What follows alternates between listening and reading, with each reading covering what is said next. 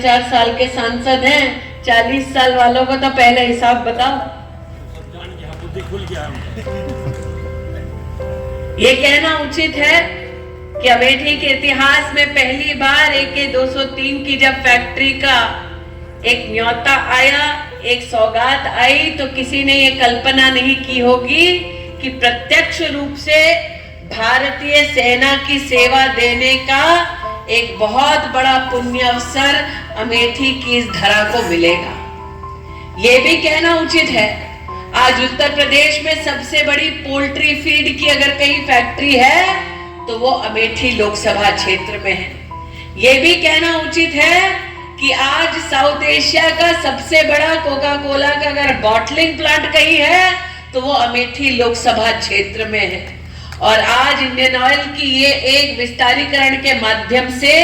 जिस प्लांट में एक जमाने में मात्र 3000 सिलेंडर का बॉटलिंग होता था दिन में,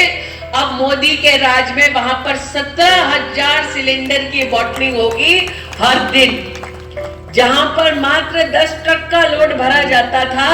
हर दिन, आज वहां पर 50 ट्रकों का लोड भरा जाएगा। मोदी ने कर दिखाया कि अमेठी की कितनी क्षमता है, उस क्षमता में विस्तार हो, उस क्षमता में वृद्धि हो। इसलिए आज हमको संकल्प लेना है कि बड़े व्यापार तो हम देख रहे हैं, लेकिन आज इस मंच पर छोटे व्यापारी को अगर सहयोग दिया जाए तो उसका छोटा व्यापार कितना बड़ा स्वरूप ले सकता है, उसका एक उदाहरण इसी मंच पर बैठा है राजेश अग्रवाल कि अमेठी की एक संकरी गली में घर में बैठकर मसाला पीसता था एक व्यक्ति, और आज जिला पंचायत अध्यक्ष तो है ही, लेकिन देश के सबसे जो नामचीन मसालों की कंपनी उनमें से एक कंपनी का नाम अमेठी के ही एक सुपुत्र के कर कमलों द्वारा सृजित एक कंपनी को ये खिताब मिला है। इसलिए आज मैं विशेष रूप से अमेठी में जो राष्ट्रीय बैंक संचालन कर रहे हैं उनको आभार व्यक्त करती हूं कि आज अमेठी में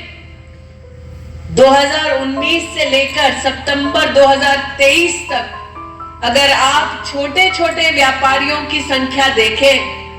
तो लगभग 1 लाख से ज्यादा छोटे व्यापारी को पूरे लोकसभा क्षेत्र में लगभग 1600 करोड़ का बिजनेस का लोन मात्र अमेठी जनपद में मिला है। अगर हम किसान की बात करें तो साल 2000 में अगर किसी से हम ये कहते हैं कि हम अमेठी के हैं तो उनको लगता कि हम एक ऐसे विकसित लोकसभा क्षेत्र के निवासी हैं जहां पर कोई भी विकास के संदर्भ में मानस को कमी शायद नहीं होगी। 2014 के चुनाव में पहली बार राष्ट्र के सम्मुख अमेठी की कुछ ऐसी सच्चाइयां बाहर आई जिसको देखकर राष्ट्र का एक एक नागरिक आश्चर्यचकित हो गया। मैं आज भी स्मरण करती हूँ पिपरी गांव का, जिसने साल 2014 में चुनाव का बहिष्कार मात्र इसलिए किया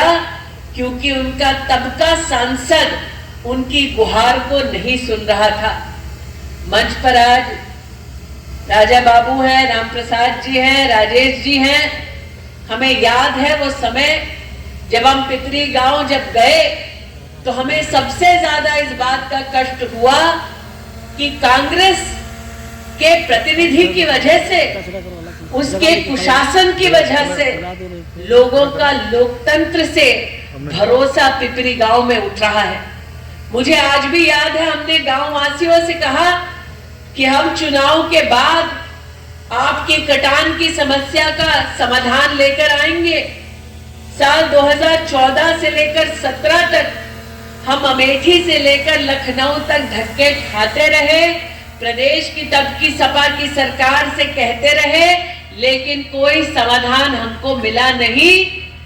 भारतीय जनता पार्टी की जब सरकार बनी तो पिपरी गांव के वर्षों के संघर्ष को हम समाप्त करने में और समाधान देने में हमारा सामर्थ्य बढ़ा। इसलिए आज उस वक्त को याद करते हुए मैं आभार व्यक्त करती हूं उन कार्यकर्ताओं का जिन्होंने संघर्ष के उस समय में भारतीय जनता पार्टी के कार्य को ही पुण्य कार्य समझकर इस संघर्ष को समाधान तक पहुंचाने में अपना योगदान दिया। आज हम एक बॉटलिंग प्लांट पर उपस्थित हैं और बॉटलिंग प्लांट पर उपस्थित हो इस राजनीतिक दौर की बात करना कुछ लोगों को अटपटा लगता होगा। आज के इस बॉटलिंग प्लांट का जो विस्तारीकरण का उद्घाटन नरेंद्र मोदी जी करने वाले हैं, ये बताता है कि अमेठी की क्षमता कितनी थी और उस क्षमता को ना पहचानते हुए कांग्रेस और सपा के जो नेतृत्व ने अमेठी के साथ दुर्भाग्यवश अन्याय किया, आज वो न्याय के रूप में परिवर्तित होते हमें प्रत्यक्ष अमेठी में देखने का सौभाग्य प्राप्त हो रहा है। 96 के साल में मात्र ये दिखलाने के लिए कि एक प्रोजेक्ट आ रहा है, एक छटाक भर का प्रोजेक्ट इस क्षेत्र को दिया जाता है। मैं एक सांसद हूं, आप सबकी कृपा से केंद्र में मंत्री हूं, लेकिन इस क्षेत्र ने एक ऐसा सांसद भी देखा जिनका परिवार पूरे देश की सत्ता को अपने हाथ में लेकर बैठा था और उस पूरे संसदीय कार्यकाल में उन्होंने इस प्लांट की ओर एक नजर तक नहीं देखा। आज मुझे कहते हुए हर्ष की अनुभूति होती है कि प्लांट की क्षमता में लगभग 6 गुना वृद्धि करने का अगर काम किसी ने किया है तो उस नेता का नाम नरेंद्र दामोदर दास मोदी है। आज देश के प्रधान सेवक नरेंद्र मोदी जी के उद्बोधन का आज न सिर्फ अयोध्या जी बल्कि उत्तर प्रदेश राममय हो चुका है, राष्ट्र राममय हो चुका है। इसलिए इस मंच से आप सभी को आगामी अंग्रेजी नववर्ष की नहीं बल्कि 22 जनवरी को जो 500 साल का इंतजार खत्म होगा उसके लिए हार्दिक शुभकामनाएं और अभिनंदन प्रेषित करते हुए, यह हमारा सौभाग्य है कि भारतीय जनता पार्टी के कार्यकर्ता एक ऐसे लोकसभा क्षेत्र में सेवा दे रहे हैं जिस पर साल 2014 में जब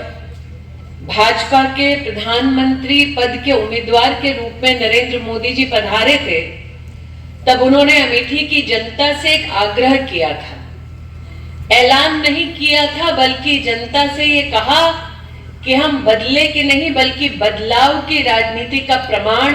अमेठी में देने आए हैं। साल 2014 का वो चुनाव मंचस्थ उपस्थित महानुभाव और मेरे सम्मुख बैठे भारतीय जनता पार्टी के वरिष्ठ कार्यकर्ता और नेताओं को स्मरण होगा। भाजपा के पास चुनाव लड़ने के लिए महज 20 से 22 दिन थे और उन 22 दिनों के अंतराल में जिस लोकसभा क्षेत्र में मात्र 30,000 से ज्यादा कभी वोट नहीं पड़ता था, उस 22 दिनों के अंतराल में वो वोट की संख्या 30,000 से बढ़कर 3 लाख तक पहुंच गई। ये भाजपा के कार्यकर्ताओं का परिश्रम था और जनता का हमें संकेत था, संदेश था कि अगर भारतीय जनता पार्टी नरेंद्र मोदी के उस संकल्प को धरातल पर उतार देगी तो अमेठी की पुण्य जनता भारतीय जनता पार्टी के एक उम्मीदवार को अमेठी में सेवा का मौका देगी। आज मैं इस मंच से भाजपा के हर उस कर्मठ कार्यकर्ता और नेता का आभार व्यक्त करती हूं कि 2014 में चुनाव नहीं जीते तब भी नरेंद्र मोदी के संकल्प को हमने धरा पर उतारा और हमने गांव-गांव, घर-घर जाकर विकास के परचम को लहराने का प्रयास किया। यह हमारा अहोभाग्य था कि प्रदेश में भी भारतीय जनता पार्टी की सरकार आई और डबल इंजन की सरकार का क्या महत्व होता है उसका दर्शन पहली बार अमेठी की जनता को साल 2017 के बाद से ही अमेठी में देखने का सौभाग्य प्राप्त हुआ।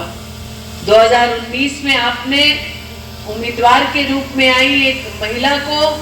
अपनी दीदी बना लिया। यही मेरी जीवन की सबसे बड़ी उपलब्धि है, मेरे जीवन का सबसे बड़ा सौभाग्य है। लेकिन जिस बदलाव की चर्चा हमारे देश के प्रधान सेवक कर रहे थे, उस बदलाव को अमेठी में किस तरह से भाजपा ने परिभाषित किया, आज प्रधानमंत्री जी के जुड़ने से पहले